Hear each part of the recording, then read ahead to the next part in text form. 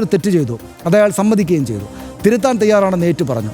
നിയമ സംവിധാനത്തോട് സഹകരിച്ചു. ആ കുറ്റത്തിന് സംവിധാനം നൽകുന്ന ശിക്ഷ എന്തു തന്നെയായാലും അനുഭവിക്കാൻ അയാൾ ബാധ്യസ്ഥനുമാണ്.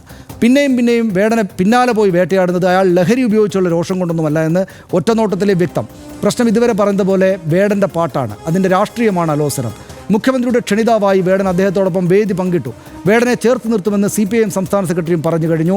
VD സതീശനും പറഞ്ഞു. വേടന് സർക്കാർ വേദികൾ നൽകുന്നു, വേടന് സർക്കാർ വാർഷിക പരിപാടികൾക്ക് വേദി നൽകുന്നതിൽ യാതൊരു തെറ്റുമില്ല എന്ന് പ്രതിപക്ഷ നേതാവും പറഞ്ഞു.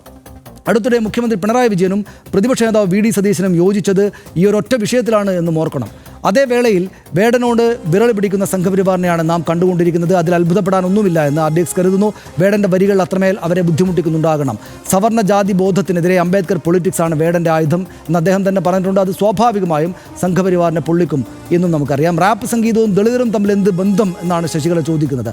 ലോകമെങ്ങും സബാൾട്ടൺ സംഗീതം പ്രോജ്വലിക്കപ്പെട്ടത് അടിച്ചമർത്തപ്പെട്ടവരിലൂടെ ആയിരുന്നു. റാപ്പ് സംഗീതധാരയുമായി എന്തെങ്കിലും ബന്ധമുണ്ടെങ്കിൽ അത് ആ വിഭാഗം മനുഷ്യർക്ക് മാത്രമാണ്. സ്വന്തം അമ്മ മറ്റൊരു രാജ്യത്ത് ജനിച്ചതിന് മകനെ അവൻ്റെ 30-ാം വയസ്സിലും വേട്ടയാടുന്നത്, അവനെ വിഘടനവാദിയാക്കുന്നത്, വംശീയമായി അധിക്ഷേപിക്കുന്നത് കേരളം എന്തായാലും കണ്ടു നിൽക്കില്ല. ഈ നടക്കുന്നത് വംശീയ വേട്ടയിൽ കുറഞ്ഞൊന്നുമല്ല. ആ പ്രതിഭാശാലിയായ ചെറുപ്പക്കാരനെ പിന്തുണച്ചില്ലെങ്കിലും കല്ലെറിയാതിരിക്കുക ഇത്തരം വിഷയങ്ങളിൽ.